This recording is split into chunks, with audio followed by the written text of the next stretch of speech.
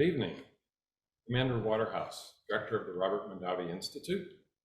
Welcome to Savor, Sustaining Small Farms, presented with our partner, the UC Davis Library. The changing climate combined with upcoming regulations seem to be threatening the survival of the few small farms that remain. We hope this evening's program is enlightening. Thanks for attending. Mackenzie Smith, University Librarian and Vice Provost, is University Librarian and Vice Provost of Digital Scholarship at UC Davis. The UC Davis Library has one of the premier collections on food and wine worldwide. And under Smith's leadership, it has innovated new ways to connect the public with this scholarship, from interactive digital platforms to experiences like this evening's program. As Vice Provost of Digital Scholarship, Smith defines and leads major university initiatives involving information technology, data science, and informatics. Mackenzie will get tonight's program underway. Thank you, Andy. Welcome, everybody. If you enjoy the amazing diversity of produce from California's farms at your local grocery store, you might find your selection sharply limited next summer. Besieged by shrinking water supplies, a regulatory environment suited to large operations, marginal land options, and other issues, small farms are under threats so significant that many may have to either curtail production or shut down entirely. Yet small farms are the foundation of the amazing diversity of our produce in the state of California and the country, growing food for many different communities and cultures that call California home. And whether you're interested in Chinese leafy greens, Indian squash and eggplant, Italian escaroles or chicories, or traditionally grown Japanese wasabi, there are farmers working in fields less than 100 miles from where you live with the backgrounds and the knowledge to bring this food to your table. These farms are part of your community, but by next year, many may be gone. Our moderator and panelists this evening will discuss the importance of small farms, the issues facing them, and some possible solutions that could include you. Our moderator this evening is Ruth Dahlquist-Willard. As the Small Farms and Specialty Crops Advisor for the UC Cooperative Extension in Fresno and Tulare counties, Ruth connects small-scale farms to University of California, county, state, and federal resources. She works with family farms, immigrant and refugee farmers, and growers of small acreage specialty crops, helping them access information on issues including pest management, access to markets and financial resources, and regulatory compliance. To support California's diverse farming communities, the program she leads offers bilingual outreach and training in Spanish, Hmong, Lao, and Punjabi. Ruth's collaborative policy work has also resulted in several changes to regulatory and incentive programs that benefit small-scale farms.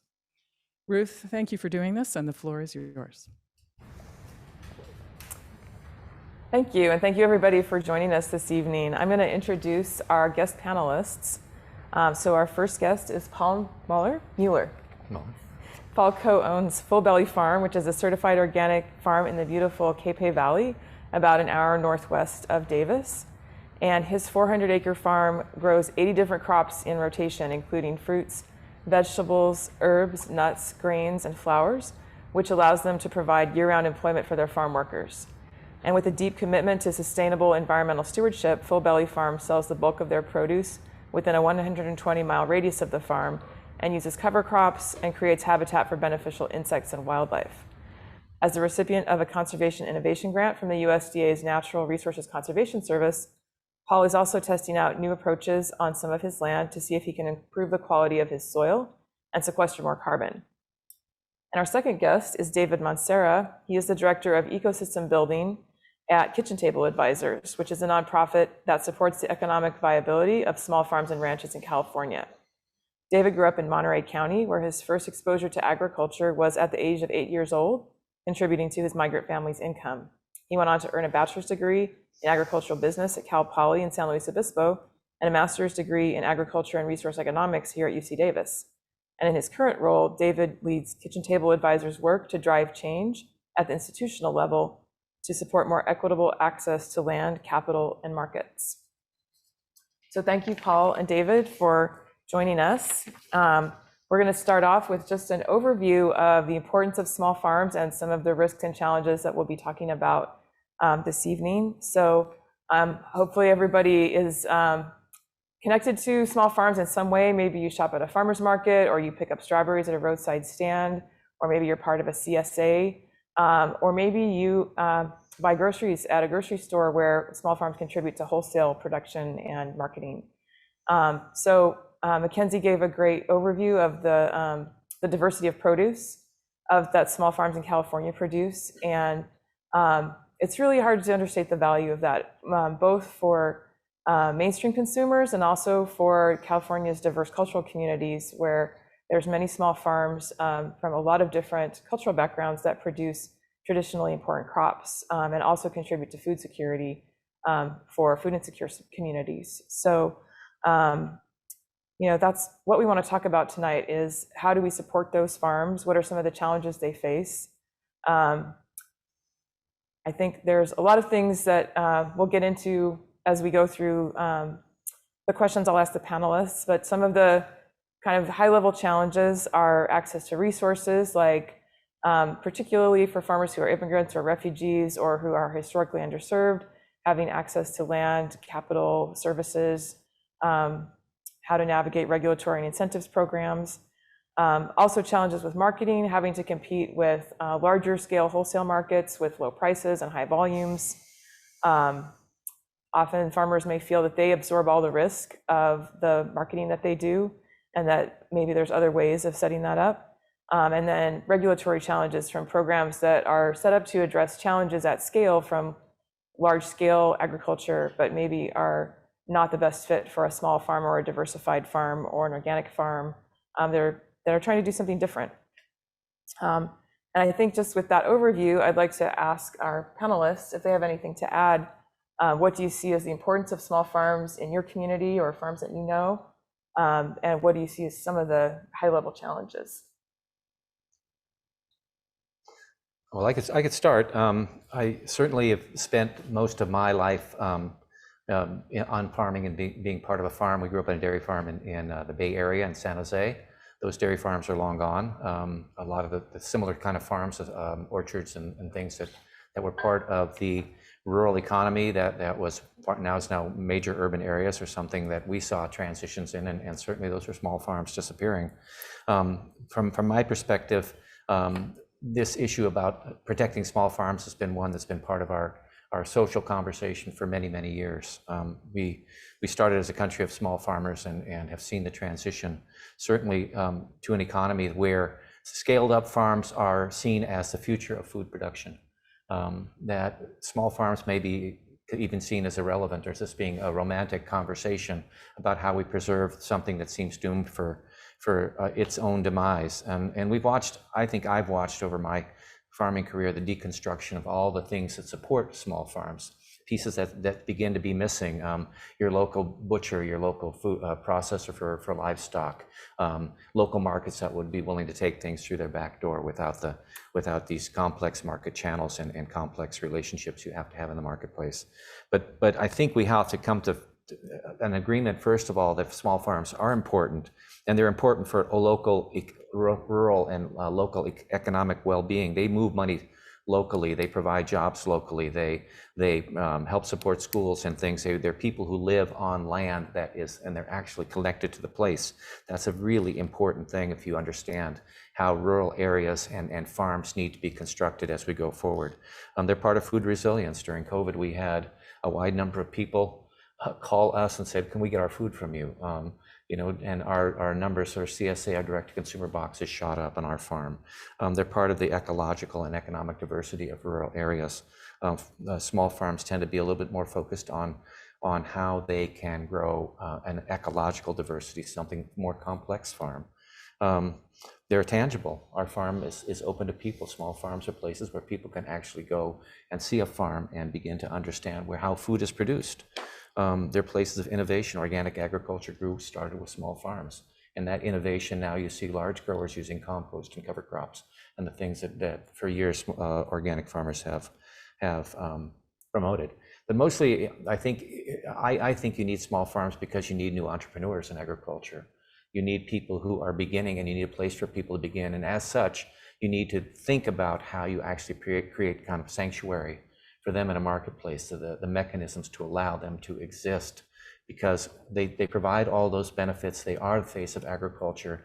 They can be someone you talk to about what's going on in rural areas at a local farmer's market, and they become your direct connection of yourself with a piece of land and all the processes that go on there. So small farms are critical, and they're part of our social fabric, and perhaps underappreciated. Yeah, that's great, Paul. And I think the only, maybe a couple other things that I would add to what you've shared, and everything that you've shared resonates. Everything that you've shared, Ruth, also resonates. A couple of other just thoughts that come to mind with that question, Ruth, and it's what I've seen, especially coming from big ag, because I did spend a number of years in big ag and then transitioned to small ag in my region. And so the benefits that I've seen of having small farms in our community is the connection that small farmers have to the community, and the strength it creates within a community around food and how food is grown, and what food means to the community. And then the other piece that I have found fascinating within the small farming community that I've been working with, that I didn't experience when I was growing up and working alongside my parents in the fields, is these small farmers developing a very strong relationship with their farm workers and creating a work environment, in particular for women farm workers, where there's flexibility for these women farm workers to be able to work certain hours during the day that affords them the flexibility to be able to work and contribute to the home economics, and then be able to tend to their children when their children are off school. And that's just been fascinating to me to observe. Great, thank you both for sharing those thoughts. And I resonate with everything you said as well. So we'll get into our first theme that we want to ask our panelists to comment on is regulatory compliance and the policy environment of oftentimes policies that are created with good intentions to solve problems that are created at larger scales by larger scale operations, but then might not be the best fit for small farms or diversified farms, and a sort of one size fits all regulation not maybe being the best way to address that. There's a lot of conversation right now about regulatory programs like SGMA, the Sustainable Groundwater Management Act, and how that might affect small farms, and other regulatory programs in California like the Irrigated Lands Regulatory Program, also the Federal Food Safety Modernization Act, and also local and state regulations that farmers increasingly have more and more of a paperwork burden and a compliance burden that takes time away from their farming.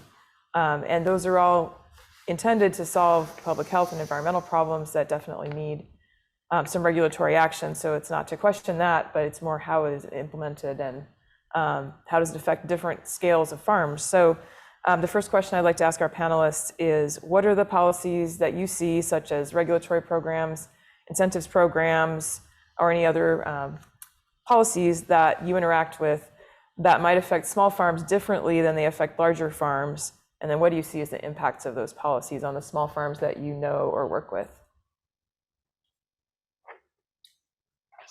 I can take that one, Ruth, first. I'll take a first stab at that. Yeah, so some of the programs that the farmers that I work with are interacting with and having to navigate are, for example, and we were talking about this right before we went live, is the organic certification, right? FSMA, food safety, it's a big one, food safety certification. The SWEEP program, which is a state water efficiency and enhancement program.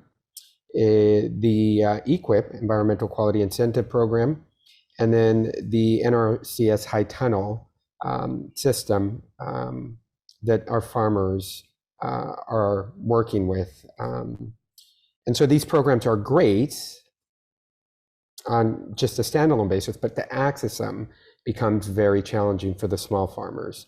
Small farmers do not have the capacity, do not know how to navigate the application process, for example, the requirements. And so oftentimes, or even keeping up with the paperwork to be compliant with either an organic certification or a food safety certification. And so oftentimes when they don't have an organic certification, they don't have access to markets, or they lose markets if they don't have food safety. They can't sell to specific markets, or they lose a price premium for not having these types of certifications. It really creates a challenge for these farmers when they can't access these programs. The SWEET program, for example, when farmers can't access these programs, it limits their ability to implement these conservation and environmentally friendly practices, because they all eventually trickle down to money, and money is what our farmers do not have. And so it makes it really, really difficult for them to do the right things at their scale. Yeah, I think I'll stop there. Paul, is there?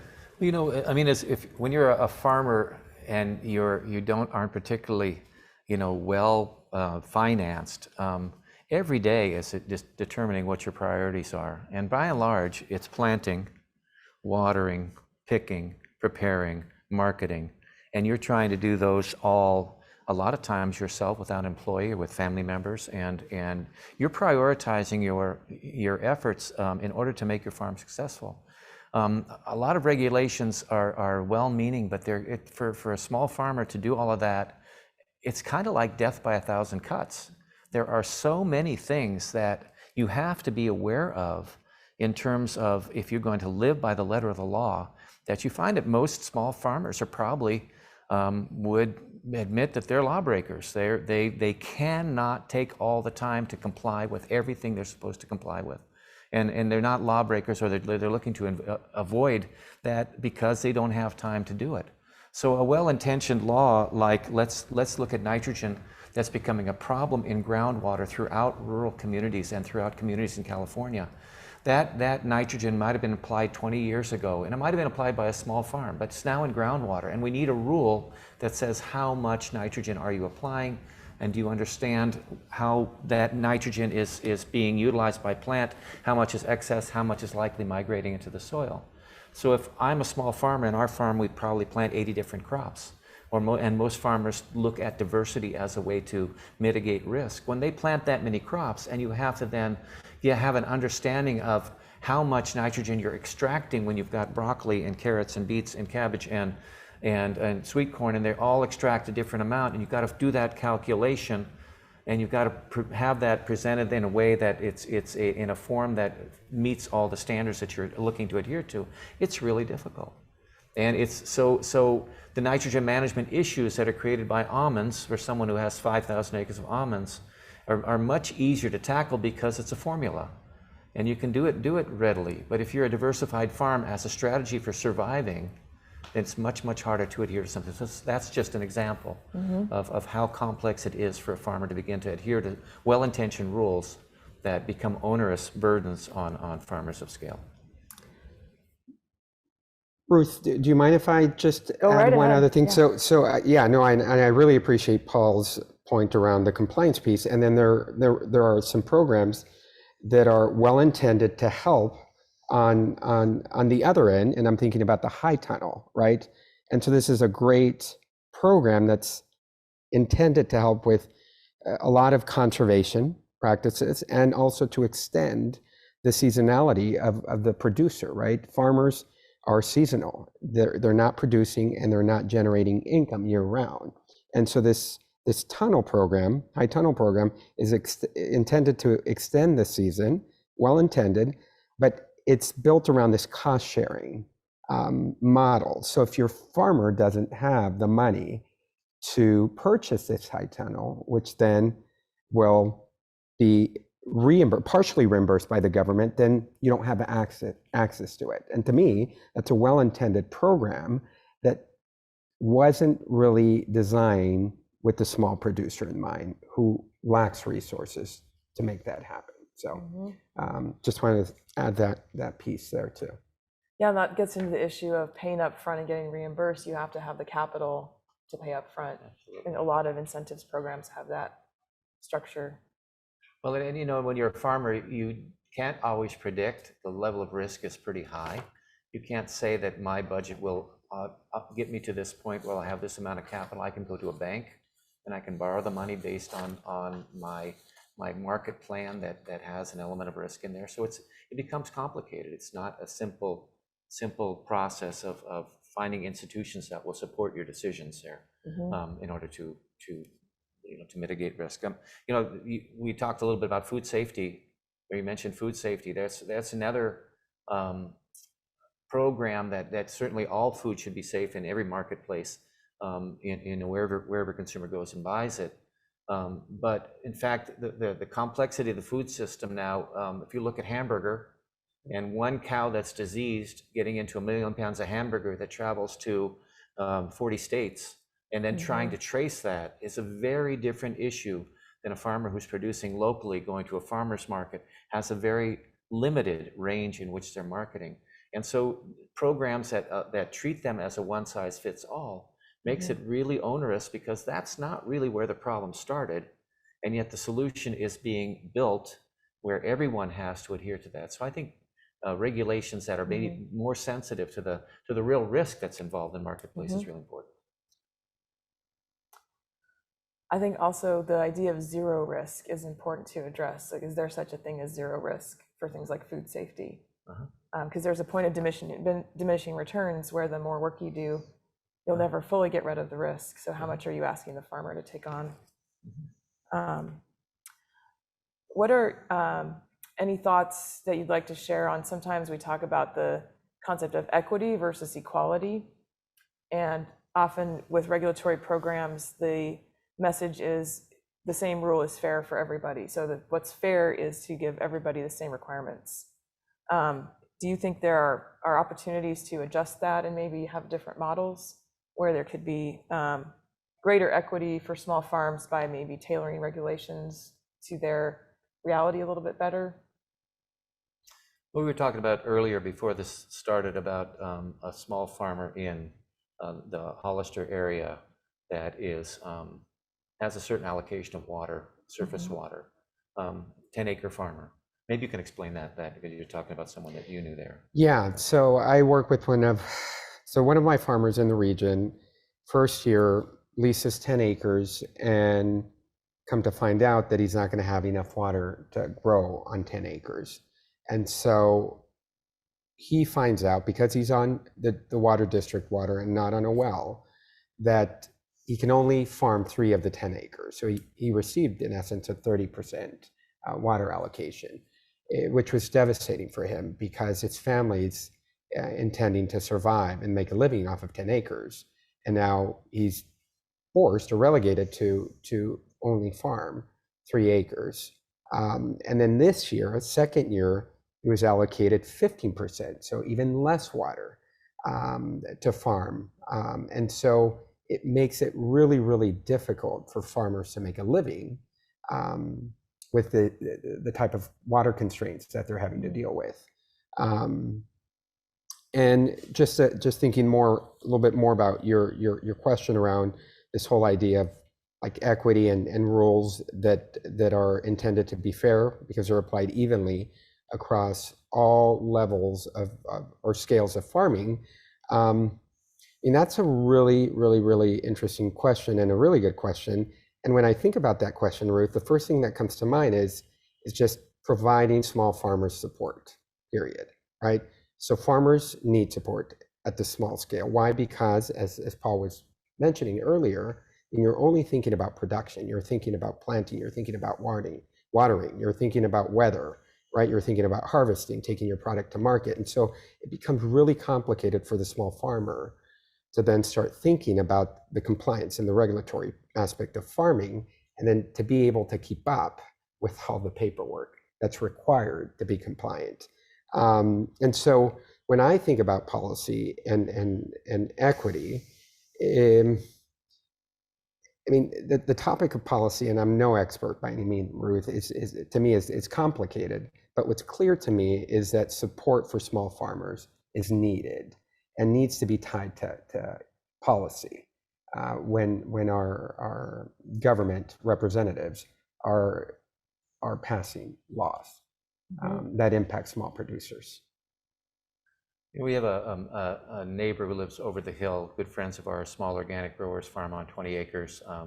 They have a well. In a lot of communities, small farms are on the edges. They're not on the big tracts of land that's a deep aquifers underneath them. They're pushed to the edges, and that's where they exist. And this is a farm that's like that. They happen to be on the edge of an aquifer that is now being impacted by large planting of almonds. Almonds are crop that need water year round. They've watched their well in 10 years go from 100-foot static level to where now it's below 200 feet, and their well is 250 feet deep. So they're looking at the real emergency in their mind is that they see a basin that's being overdrafted, and they're going to be impacted, and they don't have the capacity to adjust to that. So in terms of equity and equality, it seems the whole basin should be aware of that, and they're just now beginning to gather some of the data. But it also is disproportionately impacting them.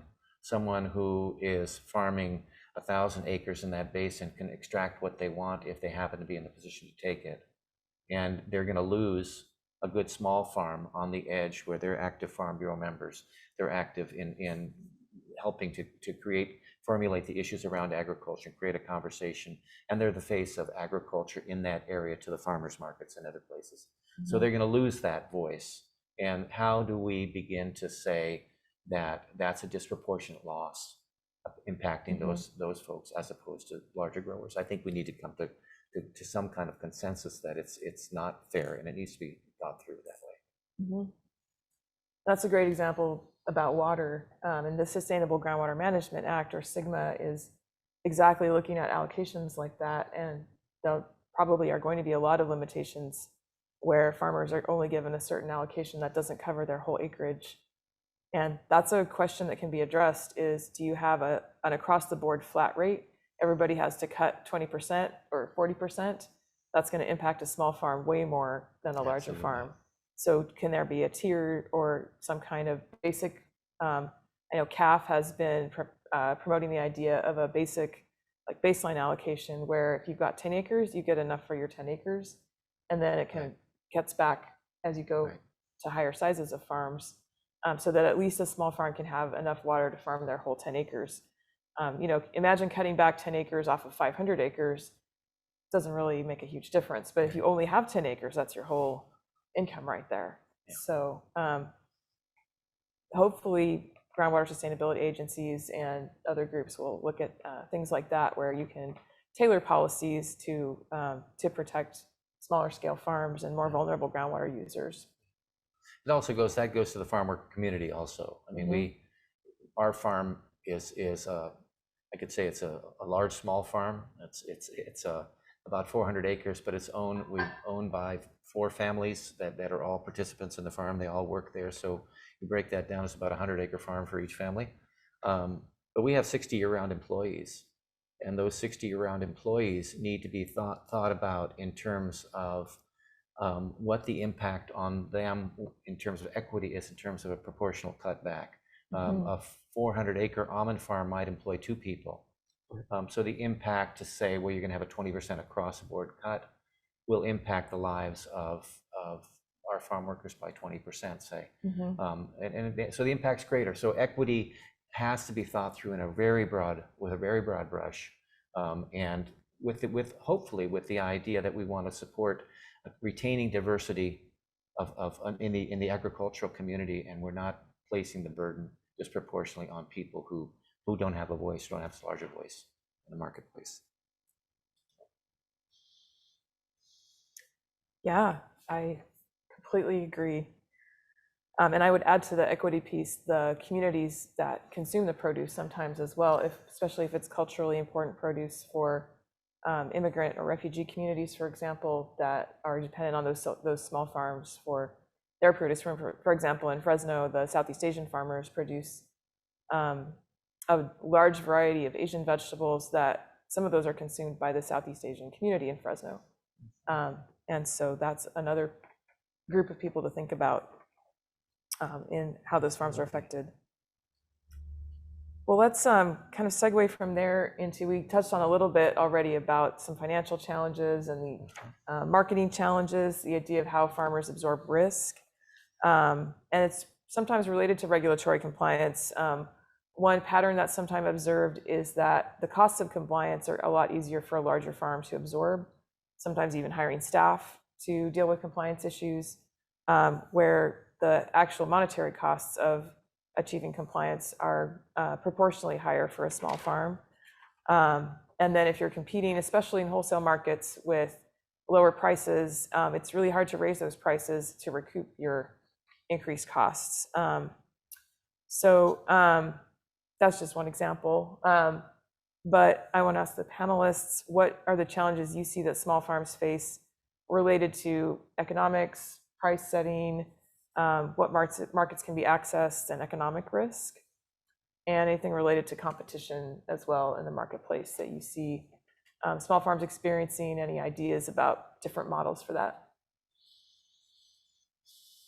Well, you know, we have a wholesaler that we used to grow cantaloupes. We don't grow cantaloupes anymore, but when there was a problem with cantaloupes, they required that we have $5 million in insurance to a policy that would protect them and have them as also insured for $5 million. Now, the cost of the policy would be greater than the value of the cantaloupes that we would produce, and so we stopped producing cantaloupes.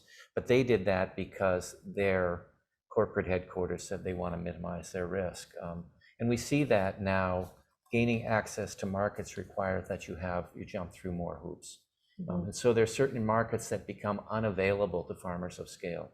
Unless you have a wholesaler who says, I'm not going to worry about, you know, where your paperwork is with regard to your insurance policy, we want you named, here's our policy. If they make it too onerous, then you lose access to that market. And I say that our farm strategy has largely been to focus on direct-to-consumer sales, creating relationships in the marketplace and letting people know who we are, being transparent, having non-farm community members be able to come to the farm, being fresher, being more direct, trying to get it there a day or two fresher, and selling information. So we've tried to circumvent the market blocks that are there by looking at other ways we can grow a different market channel. And for us, that's been our strategy for survival. And that goes along with diversity and all the things that we're trying to do. We're trying to make a farm that is more interesting and more diverse economically, ecologically, and socially. So I think small farms need to have institutions that support their ability to do that. California's farmers market, direct farmers market, and marketing rules are vastly important and have been resisted by large growers historically. The ability to create CSAs or networks where you can actually have people who support your farm is really critical. The ability to share risk, perhaps we need to look at new models of risk sharing in the marketplace so that all the risk isn't loaded on farmers. But I think we have to think innovatively about how we develop a whole series of new networks, new markets for farmers who are having trouble accessing these institutional markets where they no longer fit. Mm-hmm. Yeah, no, that's very, very true, Paul. And Ruth, what I would add to that question is when you're a small farmer, you tend to be less efficient. You tend to lack economies of scale, less resources to purchase, to your point, Paul, adequate insurance to mitigate risk. I know there's this new whole farm revenue insurance product, and I can tell you that of the 50 plus farmers that we support in our region, only one has really taken advantage of that. Again, because a little bit larger scale than most of the farmers that I'm working with in the region actually understand the insurance product and can actually afford to purchase that product. And then these very farmers also have less resources to adequately respond to unforeseen circumstances or situations that come up in the farm. And of course, language barrier is a big one. And then food safety. We were talking about food safety, and so some of the ways we've tried in our region with our farmers to navigate these risks that you're flagging, Ruth, has been to organize our farmers to come together, for example, around transporting product to the Bay Area, right? Rather than having one farm make multiple trips, identify farmers that are making that trip and aggregate their product together and share transportation costs so that they could spread, right, that transportation cost, or hire an independent trucker that can haul that product up there and collectively come together to make that trip or that cost of transportation more affordable for the group. Cooler space is a big one too. Refrigeration space is not readily available, and so it's really expensive as well. And so we have some key, what I call anchor farmers in my region, that have been able to access these facilities and are sharing it with other small farmers to make sure that that product has a longer shelf life and can actually be sold when the market's ready for it. So for us, it's been really centering around this idea of organizing our farmers and organizing and leveraging each other's resources for the greater impact. Ruth, I might ask you, you work with Hmong farmers in the Fresno area and other minority farmers. How do you see them accessing market, and what are the constraints there? Well, I think there's three major strategies in that area. There's farmers markets, which you mentioned, and all the same benefits apply of higher prices and direct relationships with consumers. Often a back and forth with consumers, where consumers from different backgrounds will bring crops that they are interested in and ask farmers if they can grow it. And some of the crops grown in Fresno, I think, actually have come about through those interactions. And so, that's definitely a good way to get higher prices and absorb, I think, less risk from the price fluctuations in wholesale markets, particularly. The Asian vegetables grown in Fresno that are sold wholesale often experience large price fluctuations with international markets. 1 year, Thai chili peppers skyrocketed. 1 year it was the Japanese and Chinese eggplant. And to the point where there's actually theft on farms for high prices. And then it can also just crash, and because it's dependent on things happening very far away from Fresno, like maybe in the Dominican Republic or other parts of the world that are producing those crops. So that, I guess, the risk management strategy I see most in those farms is growing multiple crops, not to the extent of the diversity of a farmer's market farm, but maybe 10 different crops, 2 acres of each crop, so that you can spread out your risk a little bit more. And then the third option is the roadside stand, which mostly are strawberries and mixed vegetables. And those have pretty reliable markets based on consumers that like to come to those stands. So, Ruth, if I may just add one last thing, the other strategy that we're leveraging in our region is identifying and aligning values-aligned buyers, whether it's a farmers market organization that manages multiple farmers markets, or it's an independent regional grocery store or restaurants,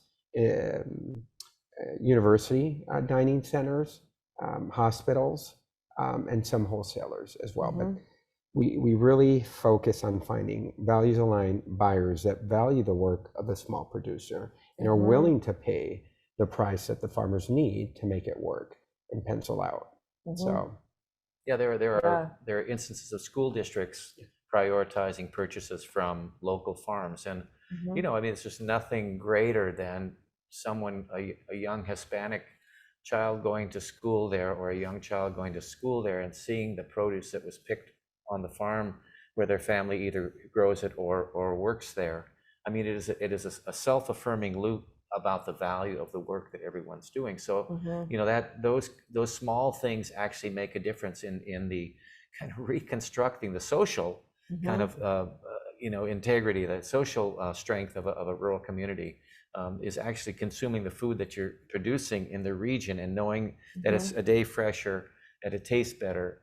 We can revamp how kids eat in our schools by again, looking at mechanisms for connecting those things. And it's maybe that you have to allocate a certain amount of your budget. Winter School District here actually has fundraisers where they raise the extra capital they need as a community in order to bring local foods into their district.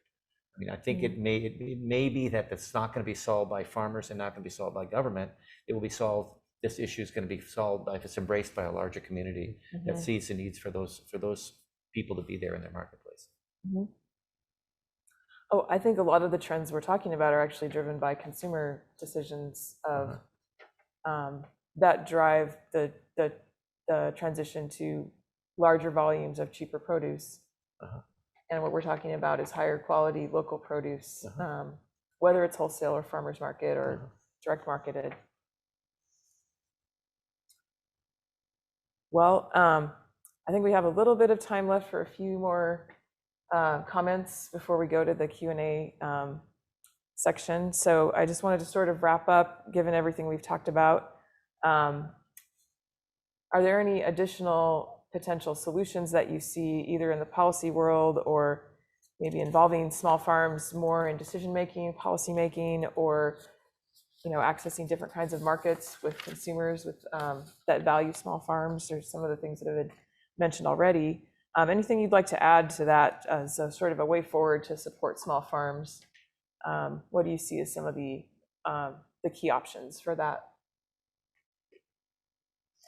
I think sometimes regulations are counterproductive because what they're doing is making rural people, in particular across the country, feel like government is not working for them. It's on their back. It's taking away their rights. And the whole list of complaints that can be levied there. But I think that oftentimes regulations are too much of a stick and not enough of a carrot. There's not enough programs that said if you grow cover crops, for example, capture carbon from the air, put it in the soil where you're building your soil, and that's a social good. There's social benefit there, and that benefit could be traded off against. We have to sell, and small farmers like us have to sell their trucks that are over certain years old because of air quality rules. That's great, but you're the one absorbing the loss. We're absorbing the loss by retiring a perfectly good truck, and as we try to move to clear, better air quality, we're not really thinking about, well, what might a farmer trade off for that? If you're growing cover crops and that soil's being improved and you're capturing that carbon and putting it deep in your soil, perhaps there should be more of a carrot there than the stick that says you have to get rid of that truck. So I do think regulations have to be more creative, and regulation makers have to be more creative and begin to look at things more holistically, rather than in a silo that says I do air quality and I don't think about soil quality or the agronomic practices on that farm. And small farms tend to be innovative that way. They tend to be more flexible. They tend to look for ways that if I grow a cover crop, I'm actually harvesting nitrogen from the air. I'm reducing my whole bill for fertilizers. I'm putting carbon in the ground that's feeding my microbes. Small farms are seeing those connections, but they're not being rewarded for them. So I think that there's something we should talk about how we create proactive regulations that are better for everyone. The outcomes are better for everyone. Yeah, no, and I really appreciate you sharing all of that, Paul. And so with that, what I would add, Ruth, is like knowing and hearing what Paul just shared, how do we get that voice to these government representatives that are creating regulation and policy to understand and to learn from these very farmers who are doing the very work that needs to be done. And I mean, at least in my mind, it's easier said than done, right? Because farmers if you want to find or talk to a busy person, talk to a farmer, right?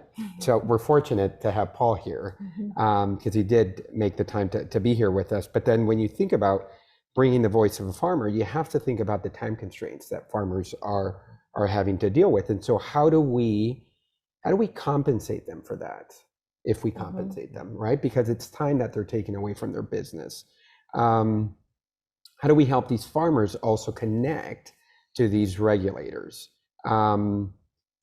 Oftentimes, farmers are working on a farm, and it's a lonely job, right? They don't have the social capital, the connections to be plugged into this regulatory system that's creating barriers Sometimes farmers have language barriers. So how do we make it easier for farmers to connect and share their knowledge and wisdom with these regulators? Some of our farmers don't have that educational level, which then leads to comfort and confidence to be able to share their knowledge and their practices that can and will influence better regulation. And so it's complex, but there are a number of different things to think about when you're thinking about policy and regulation that impacts the small producer. I think those are great examples. Paul, when you were speaking about the nitrogen, I thought about you mentioned before the irrigated lands regulatory program and the difficulties in reporting nitrogen use for multiple crops on a farm that's really designed for one crop. And then the other side of that is all the different nitrogen inputs from the cover crop, the compost, the mulch, and how do you account for that on the simple form that's really designed for synthetic fertilizer applications? And I think another thing I really resonate with is the kind of the silos of different institutions and programs where, for example, you have NRCS programs and California Department of Food and Agriculture Healthy Soils incentives programs that are designed to incentivize those kinds of practices that are more sustainable, return carbon to the soil, reduce nitrogen inputs from synthetic fertilizer. But if you get one of those incentives grants from USDA or the California grants, that now your irrigated lands reporting just got way more complicated. And so, or if you're an organic farmer, your nitrogen inputs are always going to be those complex things. And you already have to comply with not over applying compost, for example. So is there a way to streamline those things? And to do that, you would really have different agencies and both regulatory and incentives programs all sit down and talk to each other to try to work that out. And I think that can be done. That's obviously a big job, but I think it just takes bringing people together and a willingness to talk through it.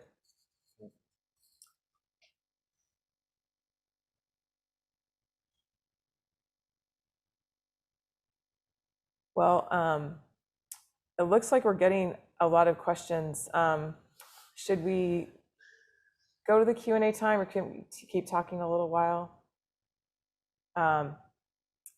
We'll keep talking maybe 5 more minutes, and then we'll go to the Q&A time. One of the other things I wanted to talk about that I think you brought up was how to include small farms in policy decisions. And you mentioned the difficulties of the time constraints on a farmer. Some people use the term transaction cost or opportunity cost to, it's the time you're taking away from your income generating activity. And so there's a cost to you, whereas a larger farm might have a staff or even a lobbyist or a lawyer or consultant that they can send to a meeting about Sigma or a hearing or some kind of a meeting. David, you particularly talked about technical assistance. What are some ways to better include small farmers in those kinds of discussions so that they can have a better voice in decision making? Well, my mind was going to employment policy. Okay, if I'm a small farmer and I'm picking 2 days a week and going to the market the next 1 day a week, and I'm other days I'm doing active and growing the crops I'm growing. If I want to have an employee, the cost of having one employee and figuring how to do reporting for taxes, workman's compensation insurance, workplace rules and postings, all your heat stress and requirements to be compliant with all of Cal OSHA's things. How do we have legally mandated breaks? All of those things, how you're complying with all those rules, documentation, all the legal issues that you have to have. It's really hard to employ somebody, but there's a social benefit by increasing employment. So why not have the first 2 employees of any operation be where you have an agency that provides that service that does that, and it's a government agency for the betterment of more holistic employment. You can create tools in order to give preference to a certain pattern of growth for a segment of the agriculture world that we think is important. It's just a rethinking and redesigning a little bit. And it's not a huge stress, but we can begin to think about ways that we might make employment easier for a farm that would grow and be healthier if they had one employee. So I think there's ways we could look at all of these regulations and say, even more, how do we not be so onerous for farmers of scale, and look for ways that we can be proactive in making their lives easier and their operations more successful.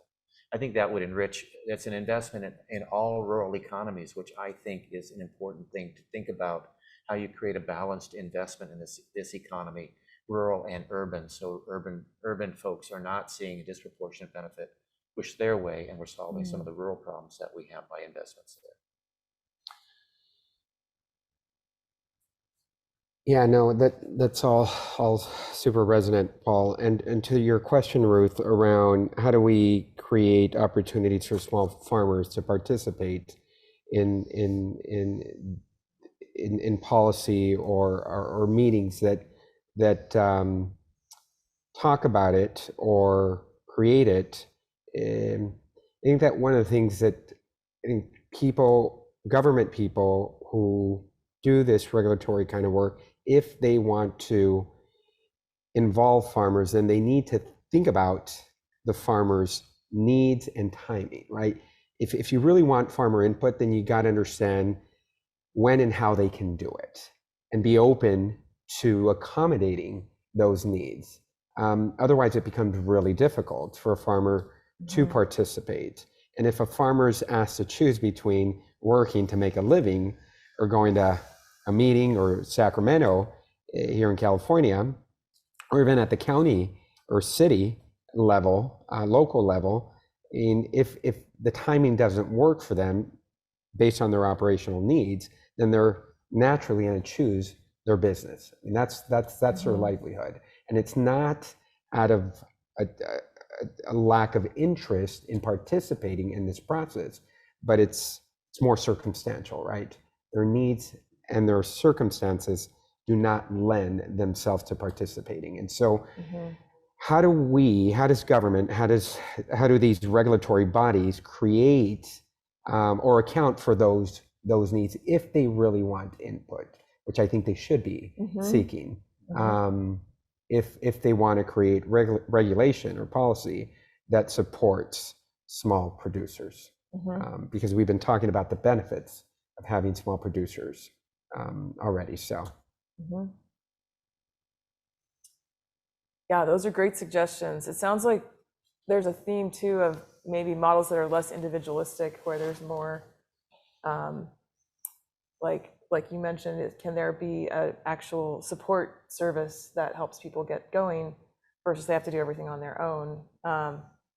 So I think those are great suggestions. I think we are ready to enter the Q&A time now. So we have some questions from the audience, and basically I'll read the questions, and then the three of us will answer them, or I may direct them to one of the panelists. So we have our first question to start off is, what is a good definition of a small farm? Is it based on size or income level? And I can give some initial thoughts on that, and if you want to add anything. So the most standard definition of a small farm is a USDA definition, which is based on annual sales of $350,000 or less. So basically gross annual sales of that amount or less. And that is generally considered to be easier than defining it by acreage, because different crops can be under that or over that level based on the value of the crop. So if you have a very high value crop like blueberries, for example, you can have a very small acreage and make more money versus like a rangeland or a more extensive crop where you might still have a small farm under that income level, but many more acres. So generally, basing on income is a little more practical than basing on acreage.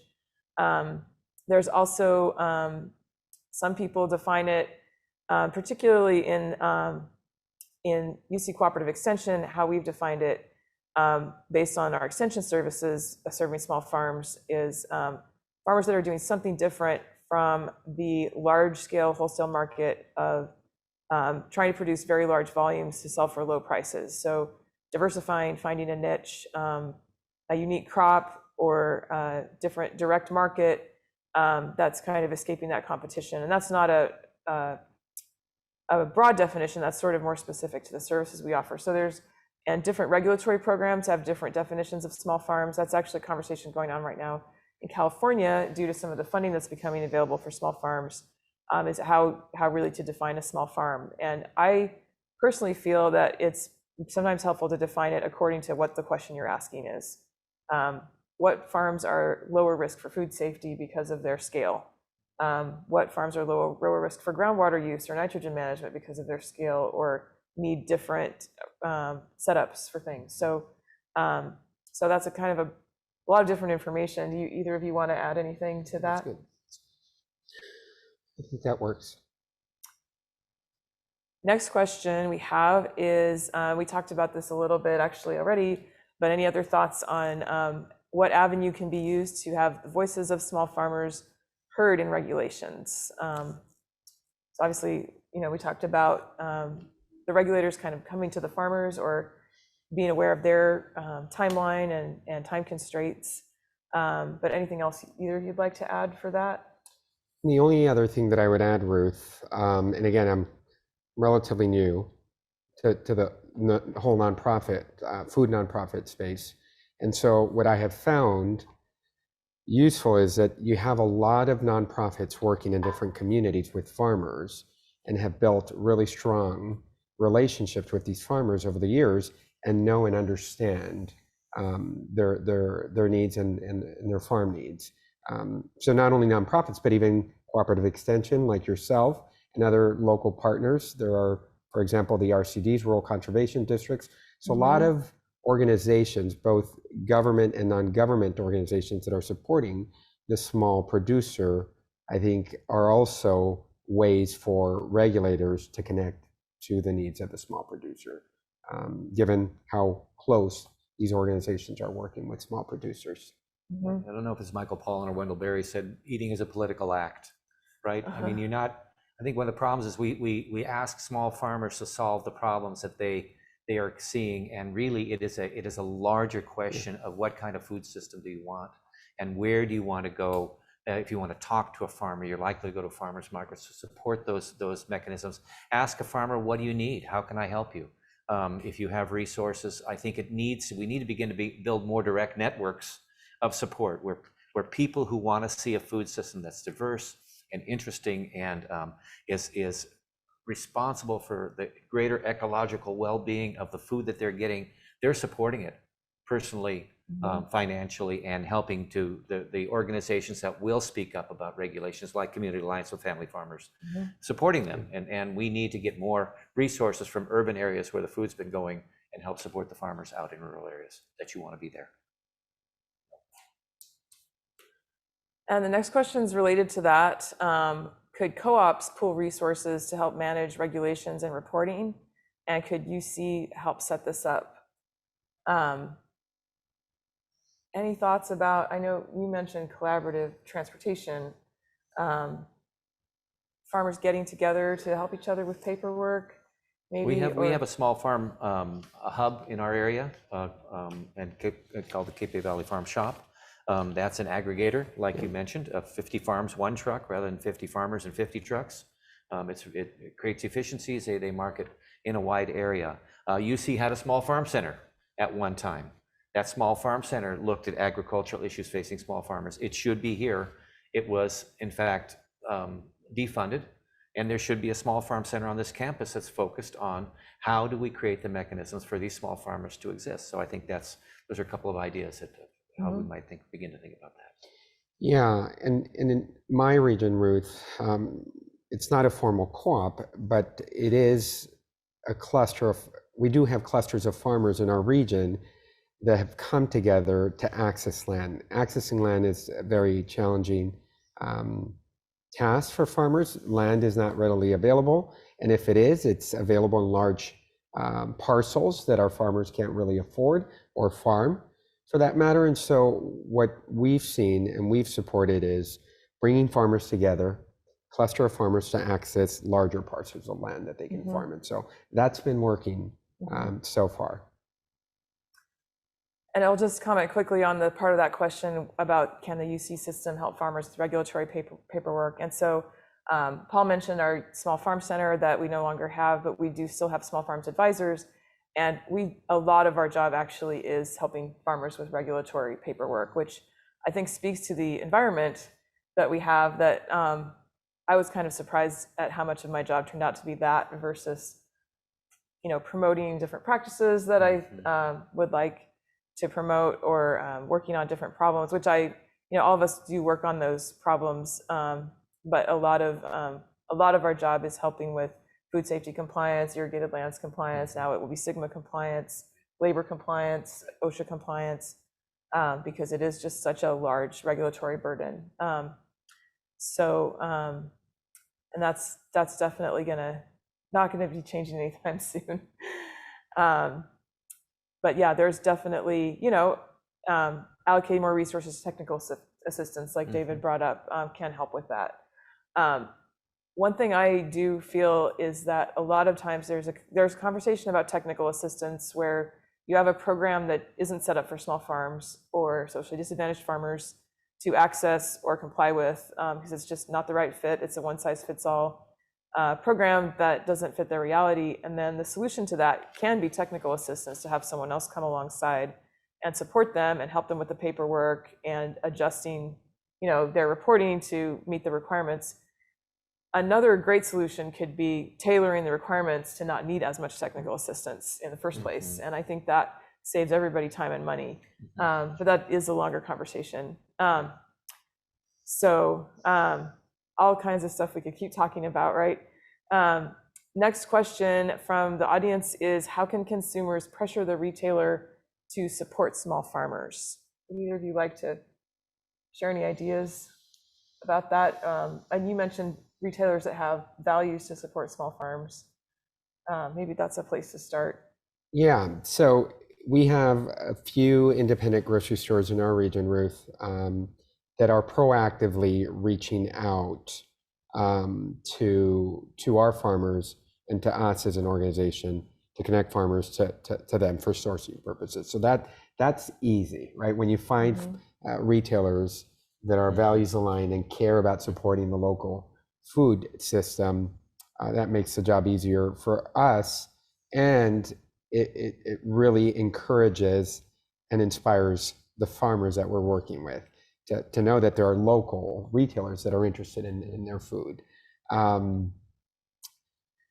Now, we have your larger, more traditional retailers in the region, and I can tell you just from experience in working in big ag, that even if these retailers like your Safeways, like your Kroger's, like your Ralph's, right, are part of this large retail chain, a lot of the time these store or produce managers have discretionary funds to be able to purchase local. And so if you are a local consumer, just going up to the produce manager or somebody who's working in the produce manager and asking who the produce manager is buying from locally as a way to start the conversation. And oftentimes you do get a lot of positive responses from local produce managers at these larger retail stores. So that's been my experience, Paul. Absolutely. I don't know. I think you need to say, where's your local produce here? Who are you getting from? I see this, some things at the farmer's market I can't get here. Why, can you see that coming in? They respond. The competitive produce marketplace is very, very, very sensitive to what their consumers come in and ask questions for. So just ask, say, I want to see more local stuff on your shelves. How can you do that? And they're going to hear you. And that's a very important way to support these growers. Yeah, that's great to know. Next question is the UC system involved in training new farmers or empowering people to start farming?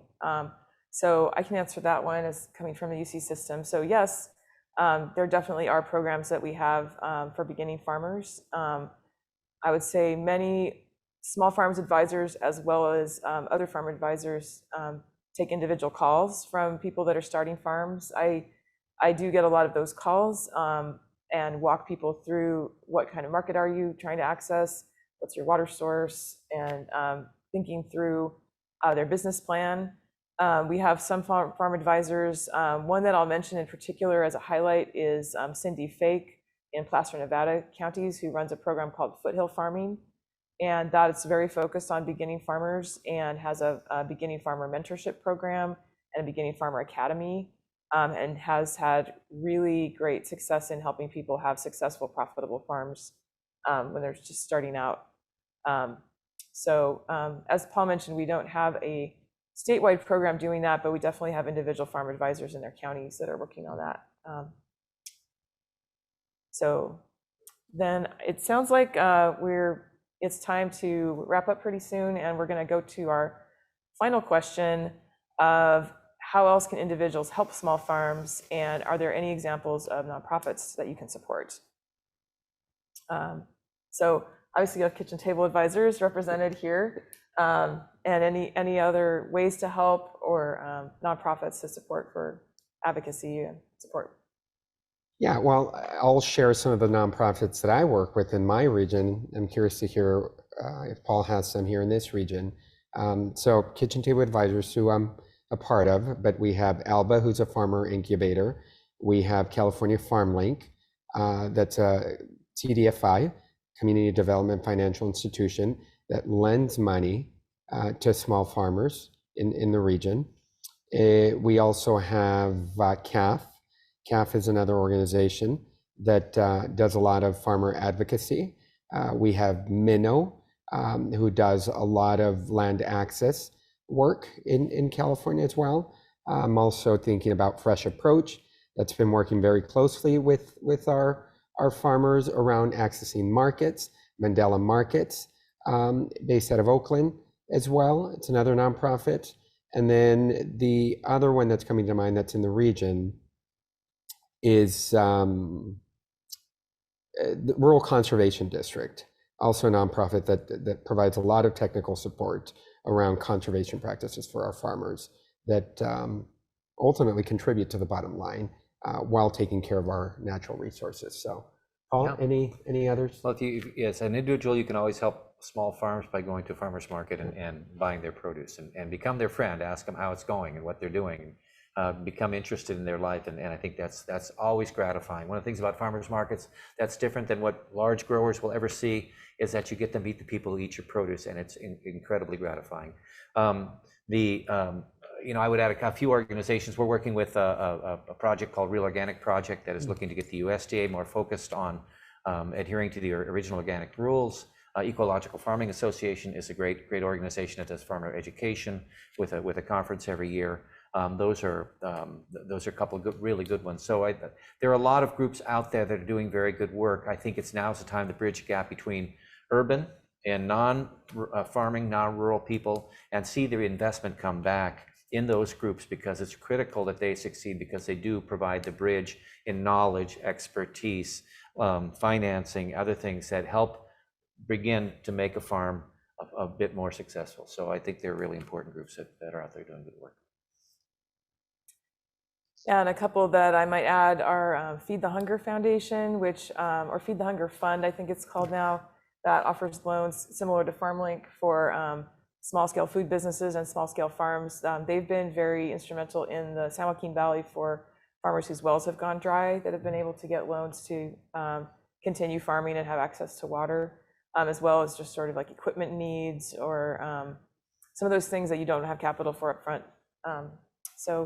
And then the Asian Business Institute and Resource Center in Fresno, working with the Southeast Asian community, is also a great partner in that area. So I think that basically we have to wrap up now, getting close to the end of the hour. Do either of you have some final thoughts that you'd like to share with the audience? Yeah, for me, I think just again, remind the audience of the importance of small farming. And if COVID did nothing else, at least for me, it really reminded me of how important it is to have a small farming community, because we saw the disruptions that COVID had in our system. And I saw our farmers, small farmers, pivot and adjust and provide the food that was needed at the local level. And so that was just amazing to see. And so it's just another big reminder of the importance of small producers in our community, and yeah, inviting the audience to continue supporting small farmers. I would just add that small farmers have been disappearing over time as part of the landscape of rural America. And when I first got into farming, I grew up on a farm, but got into farming in 1984 and on my own farm. That was at the edge of a depression, an incredible ag depression, where thousands of farm families were leaving agriculture every week. There were farm suicides were incredibly high, and it was clear that we had to think outside the box and think about a new system. And that's what our life's work has been on our farm, trying to think through a different system where we are creating relationships between ourselves and the people that we serve. It's time to think about new models of land ownership, land security for farmers. It's time to think about new markets and actually continuing to evolve these markets that are direct to consumer.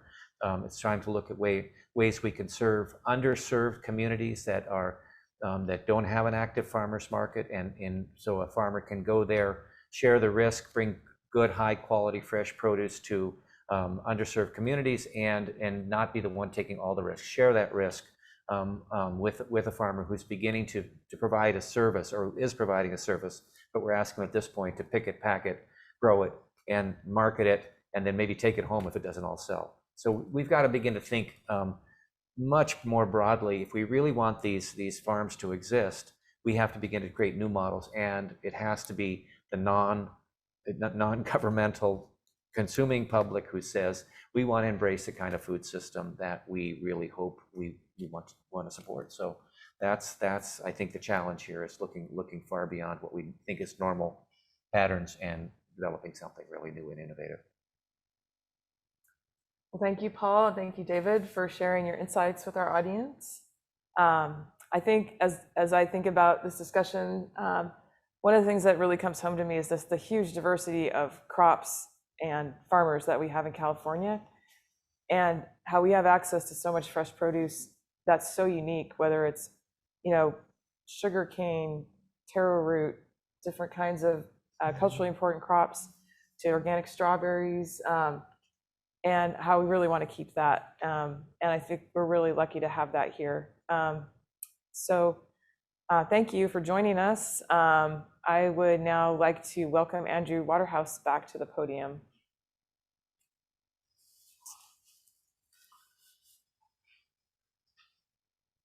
Thank you. Thank you, Ruth. Thank you, Paul. Thank you, David. It's been, I feel like I really have a better understanding now of small farms and the issues that confront them. Difficult issues. Being a small farmer is not an easy life, to be sure. As you were mentioning, David, the issues with COVID, I recall we did a program now 2 years ago when the food supply was being disrupted at the beginning of the pandemic, and we had empty shelves in the stores and people were panicking. And what we realized is we had a food system that was very efficient but not very resilient. And it was the small farmers in the Davis area, who were able to step in and provide the products that people needed. The big farms had a lot of problems doing that. So I think when we think about small farmers and small farms, one of the issues is in our food system, we need more resilience to cope with disruptions that we've seen now, and a good example of one. And probably there certainly will be more in the future. Also, thank you so much for your recommendations on how to support small farms. We'll be adding that information to the notice that goes to our attendees, and will go on our website, where we will also be posting a recording of this program, probably be posted next week sometime. So for those of you who have friends or family who weren't able to listen, you can send them that link next week. They'll be able to watch the program in full. So thank you very much, and thank you to those of you who are watching from home. As you leave, please consider giving us some feedback on our programs, both this program and ideas for any future events. As I mentioned, you'll be hearing from us about the recording that'll be posted next week. And I don't have anything to announce right now, but we're working very hard on planning our events for next academic year. And you'll be the first to hear about it in a newsletter that we'll be sending to you when those things get organized. And finally, thank you very much for attending, and good night.